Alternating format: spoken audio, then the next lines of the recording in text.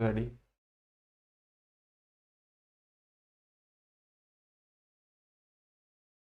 तो जल्दी से सभी बच्चे जुड़ जाइए, फिर करते हैं आज की क्लास को स्टार्ट। और आज हम पढ़ने वाले हैं किसके बारे में? एक्टिव पैसिव वॉइस के बारे में। देखिए बहुत सारे बच्चे हैं जिनको समझ में नहीं आता कि भैया एक्टिव पैसिव वॉइस क्या है, लेकिन आज आप इसके बारे में पूरी जानकारी इकट्ठा कर लोगे कि एक्टिव पैसिव वॉइस होता क्या है। चलिए स्टार्ट करते हैं। तो देखिए सबसे पहले हमें एक बात पता होनी चाहिए, क्या वो ये है कि पैसिव वॉइस में वाक्य हम कब बनाएं, है ना। चलो ये तो हम सीख ही लेंगे इस वीडियो में कि भैया पैसिव वॉइस का हम इस्तेमाल कैसे करते हैं, सेंटेंसेस कैसे बनाते हैं। लेकिन सबसे पहले हमें ये भी तो पता होना चाहिए कि ये जो पैसिव वॉइस होते हैं इनमें हम अपने सेंटेंसेस को कब बनाते हैं। देखिए आपने कोई भी नॉर्मल स्ट्रक्चर पढ़ा होगा, उसमें आपने क्या देखा था? जब भी कोई नॉर्मल स्ट्रक्चर आप पढ़ते हैं तो उसमें देखा था आपने सबसे पहले सब्जेक्ट आता है, उसके बाद आपकी हेल्पिंग वर्ब आती है, फिर आपकी वर्ब आती है और उसके बाद आपका ऑब्जेक्ट आता है ना। यही देखा था आपने जब भी कोई नॉर्मल स्ट्रक्चर आप इंग्लिश ग्रामर में बनाते हैं। लेकिन कभी आपने ये चीज नोटिस की कि ये सब्जेक्ट ही सबसे पहले क्यों आता है? ठीक है। और जब आप पैसिव वॉइस में कोई भी स्ट्रक्चर बनाते हैं, सेंटेंस बनाते हैं, तो ये वाला फॉर्मूला आपको इस्तेमाल करना पड़ता है। सबसे पहले ऑब्जेक्ट, फिर हेल्पिंग वर्ब, फिर वर्ब, और लास्ट में आप बाय लगाकर सब्जेक्ट को दिखा सकते हैं। ये ऑप्शनल होता है, ठीक है। तो फिर ये जो पैसिव वॉइस होते हैं इसमें ये ऑब्जेक्ट सबसे पहले क्यों आता है? तो देखिए यहां पर इनका मीनिंग ये है कि जब हमने सब्जेक्ट को आगे रखा तो इसका मतलब है कि अब हम सब्जेक्ट पर फोकस कर रहे हैं। क्या कर रहे हैं? सब्जेक्ट पर हम फोकस कर रहे हैं, ठीक है। इनकी सब्जेक्ट को हम इंपॉर्टेंस दे रहे हैं कि भैया हमारा जो फोकस है वो इस पर है। लेकिन जब हम पैसिव वॉइस बनाते हैं तो हम ऑब्जेक्ट पर फोकस करते हैं। किस पर? ऑब्जेक्ट पर। अब ये ऑब्जेक्ट होता कौन है? ये मैंने आपको जो पीछे की वीडियोस थी, पीछे जो लेक्चर्स थे, उसमें मैंने आपको बता दिया था कि ऑब्जेक्ट होता क्या है। ऑब्जेक्ट होता है जो हमारे एक्शन को रिसीव करता है, सब्जेक्ट जिस काम को करता है और वो जो काम है उसको जो रिसीव करने वाला है वो ही आपका ऑब्जेक्ट होता है। जैसे कि एग्जांपल के लिए देखिए, यहां पर ये एक लड़का है, ठीक है, और यहां पर ये एक लड़का है। अब क्या हुआ, ये जो दोनों लड़के हैं ना, इन दोनों में बाज गई भैया लड़ाई, ठीक है। इन दोनों में लड़ाई बाज गई और इसने इसको पीट दिया, इस वाले लड़के ने इसको पीट दिया। अब आप खड़े हैं यहां पर, ठीक है, आप खड़े हैं यहां पर। अब आप इसको तो जानते हैं कि भैया इसका नाम है राजू और ये आपकी पड़ोस में रहता है, लेकिन आप इसको नहीं जानते कि ये भैया कौन है ना। ये आपके लिए अनजान व्यक्ति है। अब आपने इसको जाना, इसको आप जानते हैं, इसके घर आप जाकर क्या कहोगे कि राजू को पीटा जा रहा है। क्या बोलोगे? राजू को पीटा जा रहा है ना। यानी कि राजू को किसी ने पीट दिया, ऐसा भी आप बोल सकते हैं। अब आप इसको तो जानते नहीं है, अब काम को करने वाला यही है ना, ये तो सब्जेक्ट है ना, क्योंकि यही तो करेगा पीटने के काम को इस पर। तो ये हो गया डूअर, ये कौन हो गया? डूअर हो गया, यानी कि कर्ता, यानी कि सब्जेक्ट, ठीक है। ये हो गया आपका सब्जेक्ट। इसने काम क्या किया? पीटने का काम किया, तो पीटने को क्या कहते हैं? वर्ब हो जाएगी आपकी, ठीक है, इंग्लिश ग्रामर में। और ये कौन है? इसने एक्शन को रिसीव किया है, एक्शन को रिसीव करने वाला है ये, ठीक है। तो ये कौन हो जाएगा? एक्शन को रिसीव करने वाले को हम बोलते हैं ऑब्जेक्ट, यानी कि जिस पर हमारे जो हम काम करते हैं ना इसका असर पड़ता है, उसी को हम ऑब्जेक्ट कहते हैं। अब यहां पर आप एक बात बताओ सच सच कि हम इसको तो जानते नहीं है, तो इसका तो हम जिक्र भी नहीं करेंगे, है ना। हम सिर्फ ये बोलेंगे कि राजू को पीट दिया किसी ने, या फिर राजू को कोई पीट रहा है। हम सिर्फ ऐसा बोल सकते हैं क्योंकि इसके बारे में हम जानते नहीं है। अगर इसके बारे में हम जानते तो हम इसका नाम ले देते, लेकिन फिर भी हमारी प्रायोरिटी में क्या रहता? राजू रहता, क्योंकि राजू को हम जानते हैं और राजू पर हम फोकस करना चाहते हैं कि भैया राजू को पीट दिया, या राजू को पीटा जा रहा है, या फिर पीटा गया था, इस तरह से हम बोल सकते हैं, ठीक है। तो यहां पर हमारा फोकस किस पर है? हमारा फोकस है राजू पर। एक तो ये सेंटेंस आपका पैसिव वॉइस में बनेगा। दूसरा एक एग्जांपल और देखिए, ये है कोई व्यक्ति, ठीक है, और ये व्यक्ति क्या कर रहा है? ये व्यक्ति सब्जी बेच रहा है। क्या बेच रहा है? सब्जी हो गया, दूध हो गया, कुछ भी ऐसी चीजें जो बेचने की हैं उनको ये बेच रहा है, ठीक है। अब ये जो व्यक्ति है, क्या इस व्यक्ति को आप जानते हैं? आपके अड़ोस पड़ोस में, गली मोहल्ले में कोई ना कोई ऐसा जरूर आता होगा जो सब्जी बेचता होगा, दूध बेचता होगा, है ना, दूध वाला, सब्जी वाला, ऐसा बोलते हैं ना। तो क्या आप इनको जानते हैं? कौन है? अगर जानते भी होंगे फिर भी आपको इनसे कोई लेना देना नहीं है। आपका लेना देना है इनसे, क्योंकि आपको तो ये खरीदनी है, सब्जी खरीदना है, दूध खरीदना है ना।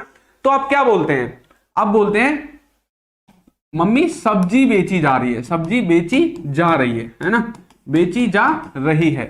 तो यहां पर क्या हुआ, यहां पर आपने सब्जी पर फोकस किया, ना कि उस बेचने वाले पर। आपने ये थोड़ी बोला कि मम्मी राजू सब्जी बेच रहा है या महेंद्र सब्जी बेच रहा है, ऐसा आपने नहीं बोला। आपने बोला सब्जी बेची जा रही है या फिर दूध बेचा जा रहा है ना, दूध बेचा जा रहा है। अब आप समझ गए होंगे कि हम पैसिव वॉइस में कैसे सेंटेंसेस को पढ़ते हैं। उनको पढ़ते हैं जिनमें हम सब्जेक्ट पर फोकस नहीं करते बल्कि ऑब्जेक्ट पर फोकस करते हैं। जो काम किया जा रहा है ना जिस वस्तु पर, उस वस्तु पर हमें फोकस करके सेंटेंस को बोलना है, ठीक है। तो जब भी कोई भी ऐसा सेंटेंस जिसमें आप सब्जेक्ट के बारे में नहीं बताना चाहते लेकिन आप ऑब्जेक्ट पर फोकस करना चाहते हैं, ऑब्जेक्ट के बारे में बताना चाहते हैं, तो आपको सेंटेंस को पैसिव वॉइस में बनाना पड़ेगा। चलो ये तो कुछ ऐसी बातें थी जिनके बारे में हमें मतलब सब्जेक्ट से कुछ लेना देना नहीं है, लेकिन कुछ ऐसे भी सेंटेंसेस होते हैं जिनमें हमें सब्जेक्ट दिखाना पड़ता है ना। जैसे कि उसका नाम था राजू, है ना। राजू को मान लीजिए जिसने पीटा उसका नाम है राहुल, ठीक है। राजू को राहुल ने पीटा, ठीक है, पीटा। तो यहां पर आप लिख सकते हैं राजू को राहुल ने पीटा। अब ये जो राहुल है इसने काम किया किस पर, राजू को पीटने का। तो अब आपने राजू पर फोकस किया, या फिर आप ऐसा बोल सकते हैं राजू को राहुल के द्वारा पीटा गया या फिर राहुल के द्वारा पीटा जा चुका। तो इस तरह से आप क्या कर सकते हैं, ये जो हमारा ऑब्जेक्ट है, जब आप इस पर फोकस करोगे तो आप अपने सेंटेंसेस को पैसिव वॉइस में बनाओगे। किसमें, पैसिव वॉइस में। चलिए अब आगे बढ़ते हैं और सीखते हैं कि ये जो पैसिव वॉइस होते हैं इनके टाइप्स कितने होते हैं, ठीक है। इनके टाइप्स के बारे में हम पढ़ेंगे। तो देखिए ये जो पैसिव वॉइस हैं इनको हम टेंसेस की तरह ही बनाते हैं, टेंसेस की तरह ही हम इनको बनाते हैं। एक बात और, जिस बच्चे को टेंसेस नहीं आते वो पैसिव वॉइस नहीं सीख सकता। पहले आपको टेंसेस सीखने पड़ेंगे, उसके ऊपर पहले ही वीडियो अपलोड हो चुकी है, आप उसको देख सकते हैं। तो ये जो पैसिव वॉइस होते हैं इनको भी हम प्रेजेंट में, पास्ट में और फ्यूचर में, तीनों टेंसेस में हम इनको बना सकते हैं। जिस तरह से हम टेंसेस को बनाते हैं उसी तरह से पैसिव वॉइस को बना सकते हैं। इनका स्ट्रक्चर भी ऐसा ही रहेगा, सिर्फ हेल्पिंग वर्ब थोड़ी ऊपर नीचे हो जाएगी, बाकी टेंसेस की तरह ही रहेगा। लेकिन टेंसेस में आप 4 तरह के बनाते थे, यहां पर हम 3 तरह के बनाएंगे। एक आपका होगा इंडेफिनेट, ठीक है, एक होगा आपका कॉन्टिन्यूअस, एक होगा आपका परफेक्ट, ठीक है। और जो परफेक्ट कॉन्टिन्यूअस है वो इसमें बनता नहीं है। और एक बात और, ये जो कॉन्टिन्यूअस है ना ये फ्यूचर का नहीं बनेगा, ये फ्यूचर का इसमें नहीं बनेगा, खाली प्रेजेंट और पास्ट का आपका बनेगा। तो ये बात आपको याद रखनी है। तो पैसिव वॉइस को हम टेंसेस की तरह ही 3 भागों में देखेंगे, प्रेजेंट, पास्ट और फ्यूचर। इनके भी इंडेफिनेट, कॉन्टिन्यूअस और परफेक्ट को हम देखने वाले हैं, ठीक है। तो चलिए स्टार्ट करते हैं और इनका जो स्ट्रक्चर होता है उसके बारे में हम सबसे पहले जानेंगे कि कौन कौन से रूल्स हमें याद रखने हैं जब भी हम पैसिव वॉइस में सेंटेंसेस बनाएंगे। देखिए सबसे पहला रूल तो यह है कि इसमें हमेशा वर्ब की कौन सी फॉर्म आएगी, हमेशा वर्ब की थर्ड फॉर्म आएगी, ठीक है। दूसरी बात, हम ऑब्जेक्ट पर फोकस करेंगे। क्या करेंगे, ऑब्जेक्ट पर फोकस करेंगे, ठीक है। तो ये बात आपको याद रखनी है, फोकस करेंगे, ठीक। थर्ड बात क्या है इसमें, अगर आपको सब्जेक्ट को दिखाना है तो बाय लगाकर आपको सब्जेक्ट को दिखाना पड़ेगा जब भी आप अपने सेंटेंसेस को बनाओगे। फोर्थ बात क्या है कि इसका जो सेंटेंस का स्ट्रक्चर होगा वो इस तरह से होगा, सबसे पहले ऑब्जेक्ट, उसके बाद आपकी हेल्पिंग वर्ब, फिर हमेशा वर्ब की थर्ड फॉर्म आएगी और प्लस में बाय लगाकर यदि आप सब्जेक्ट को दिखाना चाहते हैं तो दिखा दो। ये आपका ऑप्शनल में आ जाएगा, किसमें आ जाएगा, ऑप्शनल में आ जाएगा, ठीक है। ये बात आपको याद रखनी है। अब चलिए स्टार्ट करते हैं और इसके जो रूल्स हैं उनको एक बार और देखते हैं अलग अलग। जैसे कि प्रेजेंट, पास्ट और फ्यूचर, इनमें जो इनके अलग अलग रूल्स हैं उनको देख लेते हैं एक बार, है ना। तो प्रेजेंट में जो इसमें हेल्पिंग वर्ब लगेगी वो देखिए वो कौन कौन सी लगेंगी। मैंने आपको बताया था, एक बात मैंने आपको बताई थी कि इनमें एक तो परफेक्ट कॉन्टिन्यूअस आपका नहीं बनेगा, ठीक है। और दूसरी बात, आपको जो फ्यूचर का कॉन्टिन्यूअस है वो इसमें नहीं बनाना है। तो अब तक आपने टेंसेज में क्या सीखा था, जो प्रेजेंट का इंडेफिनेट है उसमें आपने क्या सीखा था टेंसेज में, कि आपको डू डज का इस्तेमाल करना है, किसका, डू डज का, है ना। पास्ट के इंडेफिनेट में आपने क्या सीखा था, डिड का इस्तेमाल करना है, ठीक है। और फ्यूचर में विल का, ठीक है, ये सीखा था आपने। और जो इसका कॉन्टिन्यूअस है और जो परफेक्ट है, इनमें आपने क्या सीखा था, इनको देखो, कॉन्टिन्यूअस, परफेक्ट, ठीक है। और इसका खाली इंडेफिनिट बनेगा, कॉन्टिन्यूअस इसका नहीं बनेगा, इसका एक परफेक्ट बनेगा फ्यूचर का, ठीक है। तो इनमें आपने क्या सीखा था कि जो प्रेजेंट का कॉन्टिन्यूअस है उसमें हम कौन सी हेल्पिंग वर्ब लगाते हैं, इज एम आर लगाते हैं, है ना। और परफेक्ट में हम लगाते हैं हैज हैव, ठीक है, ये बात आपको पता है। इसमें पास्ट में कॉन्टिन्यूअस में हम वाज वर का इस्तेमाल करते हैं, और पास्ट का जो परफेक्ट है उसमें हम हैड का इस्तेमाल करते हैं, और फ्यूचर के परफेक्ट में हम विल हैव का इस्तेमाल करते हैं, ठीक है। तो ये बात आपने टेंसेज में सीखी थी, इधर मैं लिख देता हूं टेंस, टेंसेज, ठीक है। ये बात आपने टेंसेज में सीखी थी कि हम टेंसेज में इन हेल्पिंग वर्ब का इस्तेमाल करते हैं।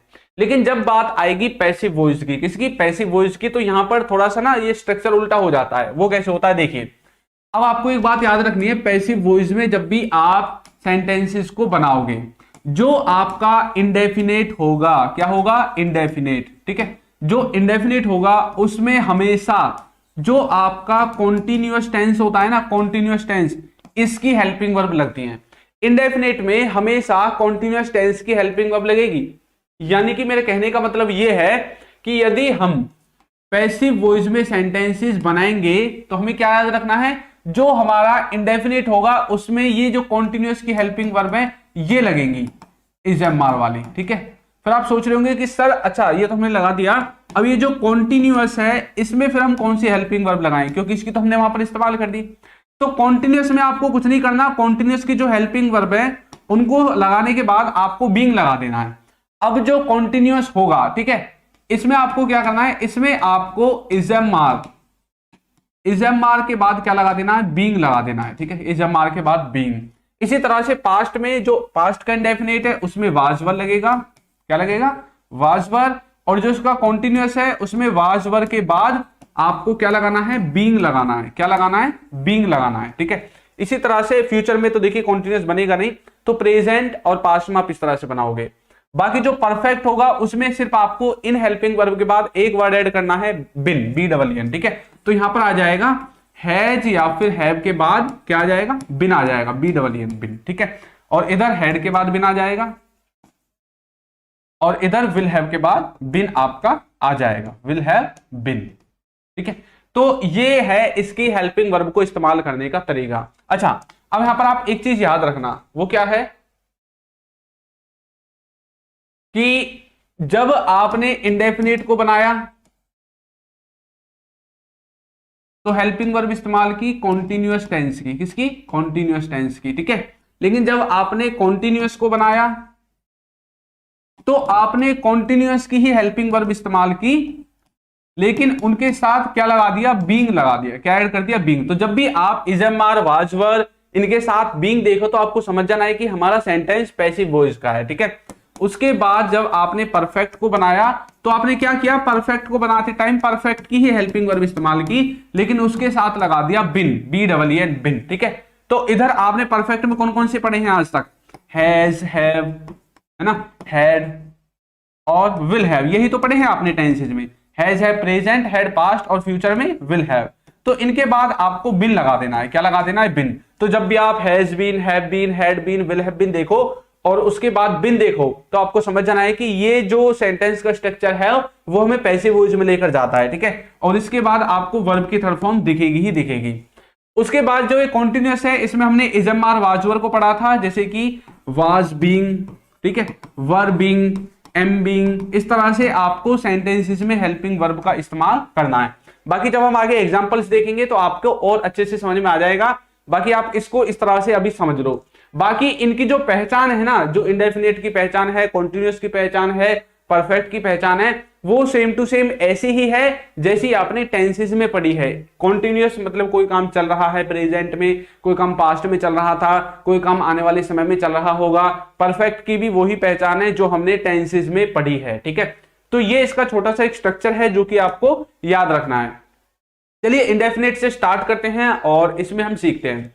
तो इधर मैंने लिखे हैं प्रेजेंट के, ठीक है, इधर है पास्ट के और इधर है आपके फ्यूचर के, ठीक है। इधर हमने फ्यूचर के सेंटेंसेस लिखे हैं। चलिए, तो प्रेजेंट इंडेफिनिट में मैंने आपको बताया था आपको कौन सी हेल्पिंग वर्ब इस्तेमाल करनी है, इज एम आर, ठीक है। पास्ट में मैंने आपको बताया था कौन सी इस्तेमाल करनी है, वाज वर, और फ्यूचर में मैंने आपको बताया था कौन सी इस्तेमाल करनी है, विल बी।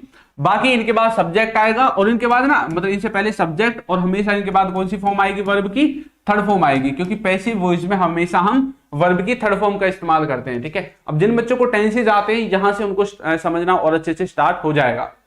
तो देखिए यहां पर लिखा हुआ है उसे भेजा जाता है, क्या लिखा हुआ है, उसे भेजा जाता है। ठीक है, अब देखिए सबसे पहले सब्जेक्ट लिखा हमने, उसके बाद हेल्पिंग वर्ब और फिर वर्ब की थर्ड फॉर्म, बस ही इज सेंट, उसे भेजा जाता है, ही इज सेंट। आपको देखने में लग सकता है थोड़ा बहुत मतलब अजीब लग रहा हो पहली बार, लेकिन आप धीरे धीरे जब प्रैक्टिस करोगे तो आपको समझ में आ जाएगा। उसे भेजा जाता है, ही इज सेंट, ये प्रेजेंट का है। पास्ट का कैसे बोलेंगे, उसे भेजा गया, उसे भेजा गया। तो देखिए हमने बताया था कि जो इंडेफिनिट होगा पास्ट का उसमें वाज वर इस्तेमाल करना है, तो ही वाज सेंट। फ्यूचर में उसे भेजा जाएगा तो ही विल बी सेंट। तो देखा हमने कॉन्टिन्यूअस की हेल्पिंग वर्ब को इस्तेमाल किया इंडेफिनेट की पैसिव स्ट्रक्चर्स को बनाने के लिए। ठीक है, तो इस तरह से ही आपको भी याद रखना है। हमें पढ़ाया जाता है तो बोल सकते हैं we are taught, we are taught, हमें पढ़ाया जाता है, वी आर टॉट। अब वी सब्जेक्ट ऑब्जेक्ट है, आर आपका हेल्पिंग वर्ब है और टॉट आपकी वर्ब की थर्ड फॉर्म है। इधर भी ये ऑब्जेक्ट है, ये सब्जेक्ट नहीं है, पहले गलती से शायद मैंने इसको सब्जेक्ट कह दिया था, ये ऑब्जेक्ट है। ठीक है, जिस पर काम किया जाता है। देखिए यहां पर क्या लिखा हुआ है, उसे भेजा जाता है। भैया इसे तो भेजा जाता है, इसको भेजने वाला कौन है, वो है सब्जेक्ट, इस पर तो काम किया गया है भेजने का, तो जिस पर काम किया गया है वो ऑब्जेक्ट होता है। हमें पढ़ाया जाता है, हमें तो पढ़ाया जाता है, हमें पढ़ाया मतलब किसके द्वारा जाता है या फिर हमें कौन पढ़ा रहा है, वो पढ़ाने वाला सब्जेक्ट है। हम पर तो पढ़ाने का काम किया गया, हम तो रिसीवर हैं, हम तो ऑब्जेक्ट हैं, तो इसलिए यहां पर वी आपका क्या है, ऑब्जेक्ट है। उन्हें बताया जाता है, अब उन्हें बताया जाता है, इन्हें तो भैया बताया जाता है, बताता कोई और ही है ना, बताता तो इन्हें कोई और ही है, लेकिन इन्हें तो बताया जाता है, तो मतलब इन पर तो एक्शन किया गया है बताने का, बाकी जो काम को करने वाला है वो कोई और है। तो ये कौन है, आपके ऑब्जेक्ट हैं, क्योंकि एक्शन को रिसीव कर रहे हैं। उसे दिखाया जाता है, इसे तो दिखाया जाता है, अब कोई मूवी दिखाई जाती होगी, कुछ भी कोई सीरियल वगैरह हो सकता है, बाकी दिखाने वाला कोई और है, तो ये तो एक्शन को रिसीव करने वाला है, तो ऑब्जेक्ट है। तो they are told she is watched, इस तरह से। बाकी यहां पर आप यदि वैसे दिखाते हैं किसी को तो आप शोन का इस्तेमाल भी कर सकते हैं। ठीक है, और सीन का इस्तेमाल भी कर सकते हैं, वो आपके ऊपर डिपेंड करता है कि आप क्या दिखाना चाहते हैं, किस तरह की चीजें के बारे में बात कर रहे हैं। हमें पढ़ाया गया, हमें तो पढ़ाया गया, लेकिन पढ़ाया किसने ये नहीं बताया गया, तो वी वर टॉट, उन्हें बताया गया, दे वर टोल्ड, उसे दिखाया गया, सी वाज वॉच्ड। ठीक है, तो आपको समझ में आ गया ना सभी बच्चों को कि यहां पर हमने क्या चीजें की हैं। ठीक है, हमने कुछ भी नहीं किया, जो हेल्पिंग वर्ब कॉन्टिन्यूअस की उनको इंडेफिनिट में इस्तेमाल करना है पैसिव बनाते टाइम। ठीक है, और उनके बाद वर्ब की थर्ड फॉर्म लगा देनी है, बस। आगे देखिए, उसे भेजा जाएगा, ही विल बी सेंट, हमें पढ़ाया जाएगा, वी विल बी टॉट, उन्हें बताया जाएगा, दे विल बी टोल्ड, उन्हें दिखाया जाएगा या फिर उसे दिखाया जाएगा, सी विल बी वॉच्ड। ठीक है, तो इस तरह से आप इस तरह के जो सेंटेंसेस हैं उनको बना सकते हैं। तो इंडेफिनिट में मेरे हिसाब से किसी को कोई दिक्कत नहीं होनी चाहिए। इनकी पहचान सेंटेंसेस को पहचानने की वही रहेगी जो आपने टेंसेस में पढ़ी थी, सिर्फ फर्क इतना आ जाएगा कि वहां पर सब्जेक्ट पर फोकस था, यहां पर हम ऑब्जेक्ट पर फोकस कर रहे हैं। ठीक है, चलिए आगे बढ़ते हैं। नेक्स्ट देखिए, अब हम देखेंगे कॉन्टिन्यूअस को। अच्छा, कॉन्टिन्यूअस के बारे में मैंने आपको एक चीज बताई थी कि कॉन्टिन्यूअस में जो हमारी हेल्पिंग वर्ब है वो आपकी सेम रहेंगी जो आप कॉन्टिन्यूअस में इस्तेमाल करते हैं। ठीक है, लेकिन सिर्फ उसके बाद आपको एक एक्स्ट्रा वर्ड ऐड करना है, BEING, बीइंग। देखिए ये प्रेजेंट कॉन्टिन्यूअस है, तो इसमें आपको क्या करना है, इज़एमआर का ही इस्तेमाल करना है, इज़एमआर का ही इस्तेमाल करना है, लेकिन एक वर्ड एक्स्ट्रा हो जाएगा, बीइंग। ठीक है, इज़एमआर के बाद बीइंग और बीइंग के बाद वर्ब की थर्ड फॉर्म आपको इस्तेमाल करनी है। इसी तरह से इसमें वाज वर आ जाएगा। ठीक है, और वाज वर के बाद आपका जो बीइंग है वो ऐड हो जाएगा। और मैंने आपको बताया था फ्यूचर का जो कॉन्टिन्यूअस है उसको हम बना ही नहीं सकते। तो सेंटेंस का पूरा स्ट्रक्चर होगा, सबसे पहले ऑब्जेक्ट, उसके बाद हेल्पिंग वर्ब, फिर आपको बीइंग लिखना है ना, और उसके बाद वर्ब की थर्ड फॉर्म लिखनी है, और फिर आपका जो सब्जेक्ट है वो आ जाएगा बाय लगाकर। ठीक है, ये बात आपको याद रखनी है। सब्जेक्ट अगर लिखना चाहते हैं तो लिख दो अगर उसमें जरूरत है, वैसे पैसिव वॉइस में ज्यादातर सब्जेक्ट को लिखने की जरूरत नहीं पड़ती है।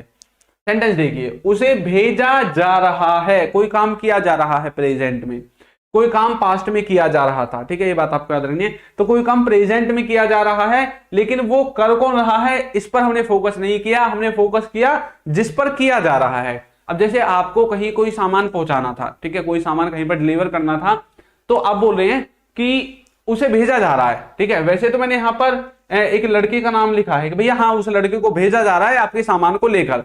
अच्छा, ये नहीं बताया गया ना उस लड़के को भेज कौन रहा है, और ना आपको उससे कुछ लेना देना है, भेज कौन रहा है। आपको तो अपने सामान से मतलब है ना। जैसे कि आप फ्लिपकार्ट से, अमेजोन से कोई चीज शॉपिंग करते हैं, तो वहां पर आप क्या देखते हैं, वहां पर आप देखते हैं कि उसे भेजा जा रहा है, मतलब आपका जो सामान है उसको भेजा जा रहा है। अब इससे आपको कोई लेना देना नहीं है, उस सामान को कौन भेज रहा है, कौन ला रहा है, इससे कोई लेना देना नहीं है, आपको भैया अपने सामान से मतलब है। अब यहां पर हमने किसी व्यक्ति का इस्तेमाल किया है, तो हम बोल सकते हैं सबसे पहले हमारे ये एक्शन को रिसीव करने वाला ऑब्जेक्ट, उसके बाद हमें कॉन्टिन्यूअस टेंस में प्रेजेंट में इजमार का इस्तेमाल ही करना है। सिर्फ पैसिव में बनाने के लिए हमें बीइंग लगाना है, सेंटेंस को पैसिव में ले जाने के लिए बीइंग लगाना है।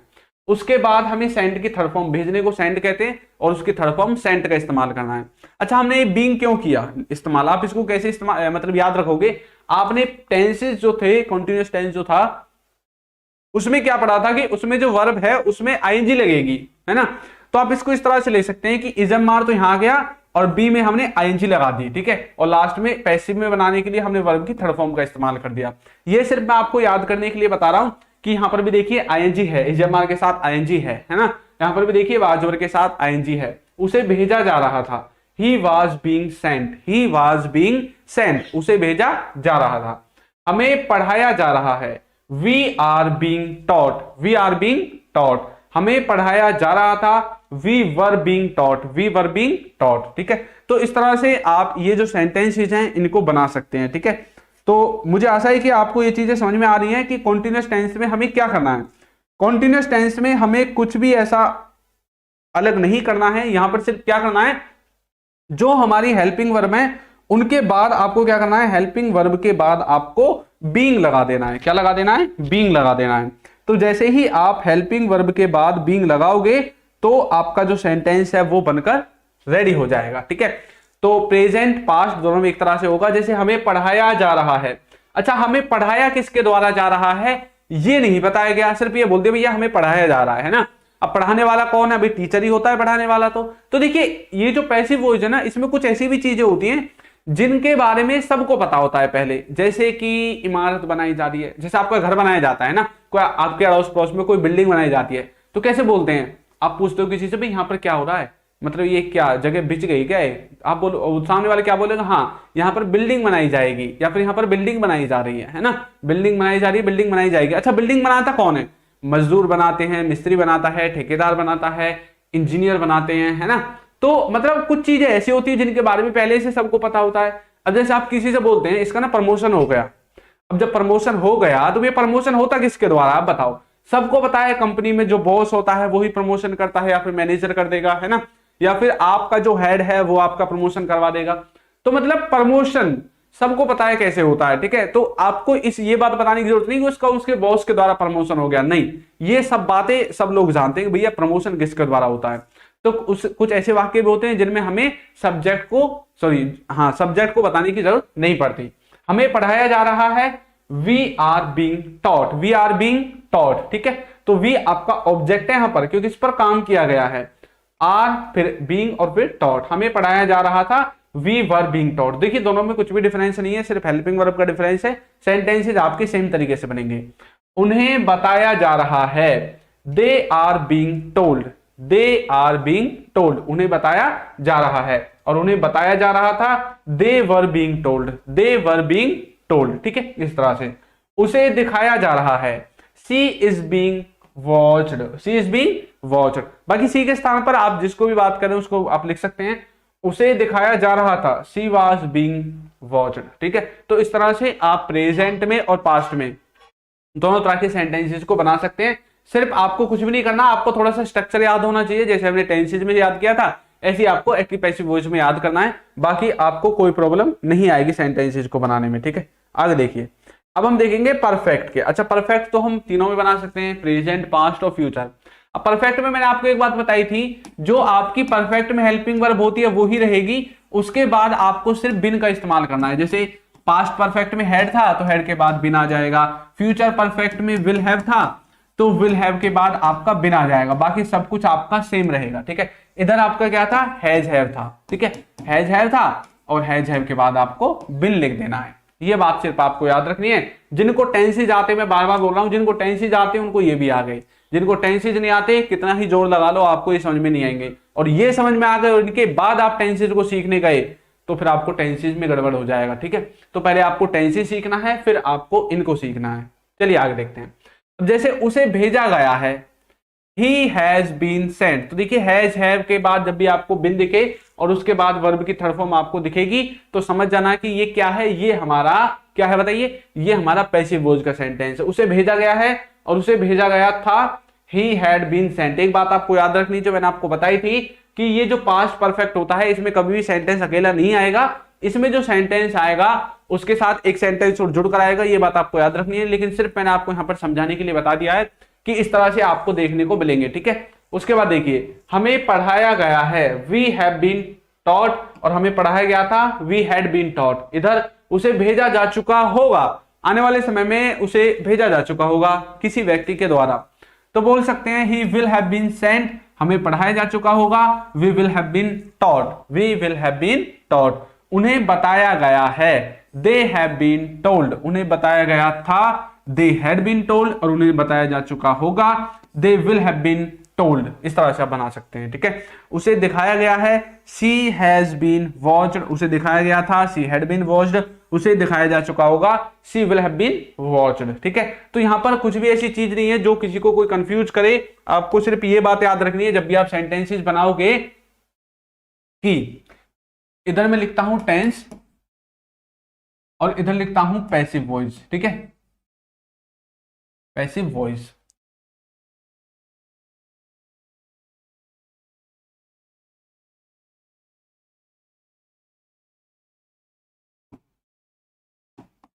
इंडेफिनिट, कॉन्टिन्यूअस, परफेक्ट, इस तरह से आपको याद रखना है। ठीक है, इधर है पास्ट, इंडेफिनिट, कॉन्टिन्यूअस, परफेक्ट, और इधर है फ्यूचर, इंडेफिनिट और परफेक्ट इसमें सिर्फ बनेगा आपका। ठीक है, तो इधर आपने क्या इस्तेमाल किया था, जो इंडेफिनिट था इधर आपने इस्तेमाल किया था डू डज। ठीक है, और कॉन्टिन्यूअस में आपने इस्तेमाल किया था इज एम आर, क्या इस्तेमाल किया था, इज एम आर, और परफेक्ट में आपने इस्तेमाल किया था हैज हैव। ये तो आपने इस्तेमाल किया था टेंसेज में, प्रेजेंट परफेक्ट में, और प्रेजेंट कॉन्टिन्यूअस में, और प्रेजेंट इंडेफिनिट में। पास्ट इंडेफिनिट में आपने क्या इस्तेमाल किया था, डिड। ठीक है, वैसे आपने वर्ब की सेकंड फॉर्म लगाई थी और इसमें वर्ब की फर्स्ट फॉर्म में एस एच लगाया था जो प्रेजेंट था। इसमें आपने क्या किया था, वाज वर्ब का इस्तेमाल किया था, और इधर आपने क्या इस्तेमाल किया था, हैड का इस्तेमाल किया था, और इधर विल का, और इधर विल हैव का। ठीक है, ये आपने टेंसेज में सीखा था इस तरह का। अब यदि हम इन्हीं को पैसिव में बनाएंगे, इन्हीं को यदि हम पैसिव में बनाएंगे तो अब आपको क्या बात याद रखनी है, ये बात आपको समझने की है कि आपको अब क्या याद रखना है जब आप इन्हीं को पैसिव वॉइस में बनाओगे। ठीक है, क्योंकि मुझे पता है बार बार बच्चों को इसमें कंफ्यूजन हो रही है। तो देखिए जब आप प्रेजेंट इंडेफिनिट को बनाओगे पैसिव में, तो अब आपको पहली बात तो ये इंडेफिनिट की जो हमने अब तक पढ़ा है, डू डज पढ़ा है, इधर डू डज इस्तेमाल नहीं होगा, डिड पढ़ा है नहीं होगा, इधर जो हमने विल पढ़ा है ये इस्तेमाल नहीं होगा। इंडेफिनिट में आपको जो कॉन्टिन्यूअस की हेल्पिंग वर्ब है वो इस्तेमाल होंगी, यानी कि प्रेजेंट में इज एम आर इस्तेमाल होगा, प्रेजेंट के इंडेफिनिट में। प्रेजेंट के कॉन्टिन्यूअस में भी इज एम आर ही इस्तेमाल होगा। ठीक है, लेकिन उसके बाद आपको क्या लगाना है, बीइंग लगाना है। क्या लगाना है, बीइंग। इधर भी जो आपका हैज हैव है वो ही इस्तेमाल होगा, लेकिन इस लगाना है, बिन लगाना है, बी डबल एन। ठीक है, तो आपने देखा कुछ भी चेंज नहीं हुआ है, सिर्फ इंडेफिनिट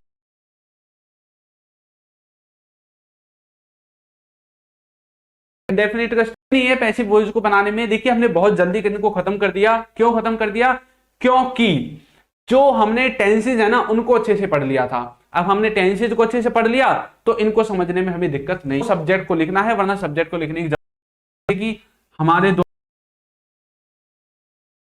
आपका जो है सब्जेक्ट नहीं है।